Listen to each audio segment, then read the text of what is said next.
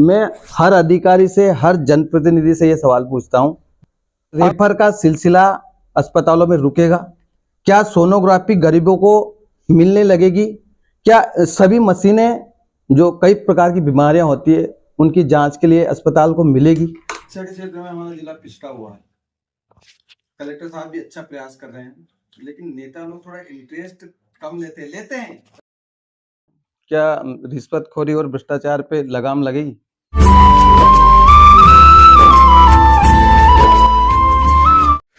दोस्तों, राजगढ़ की सबसे बड़ी खबर हम आपको देने जा रहे हैं और वो सबसे बड़ी खबर ये है कि राजगढ़ में दोबारा श्री ज्ञान सिंह जी गुजर भाजपा जिला अध्यक्ष बन चुके हैं।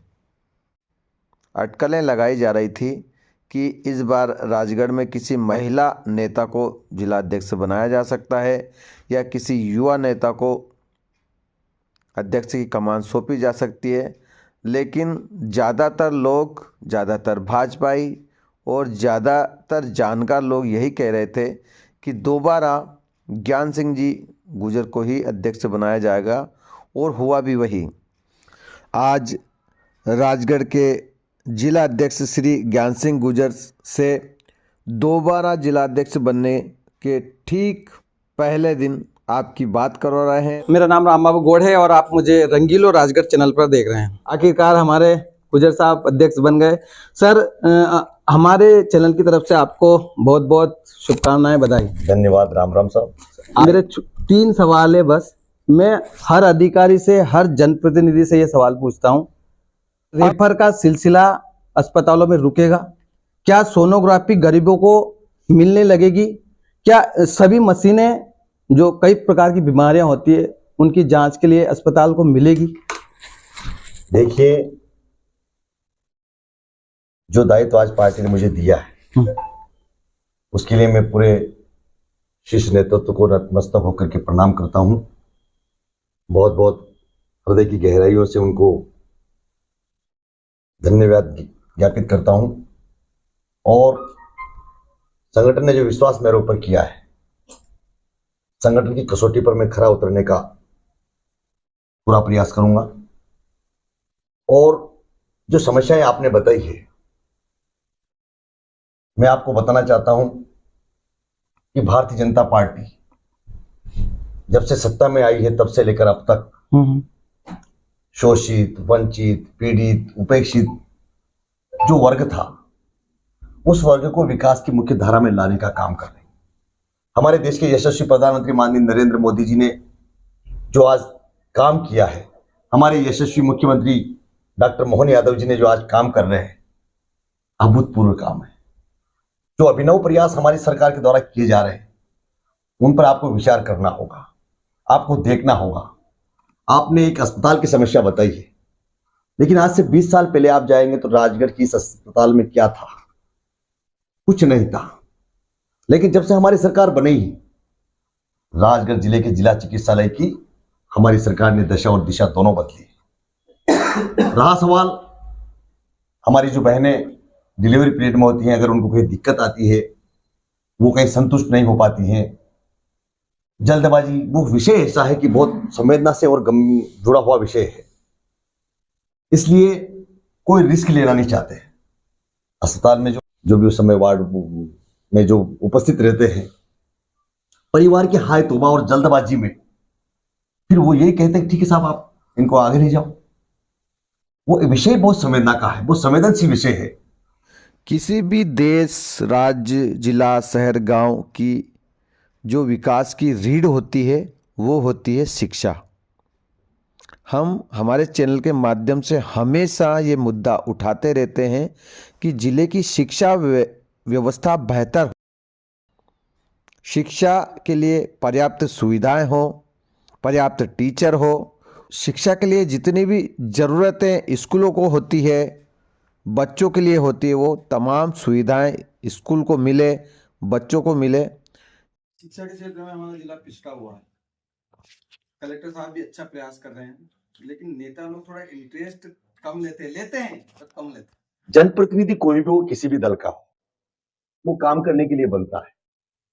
और इसलिए चाहे शिक्षा का क्षेत्र हो, स्वास्थ्य का क्षेत्र हो, सड़क, बिजली, पानी की बात हो, एक आम आदमी की जो मूलभूत आवश्यकताएं होती है, उन आवश्यकताओं को पूरा करने का काम सरकार की पहली प्राथमिकता में होता है।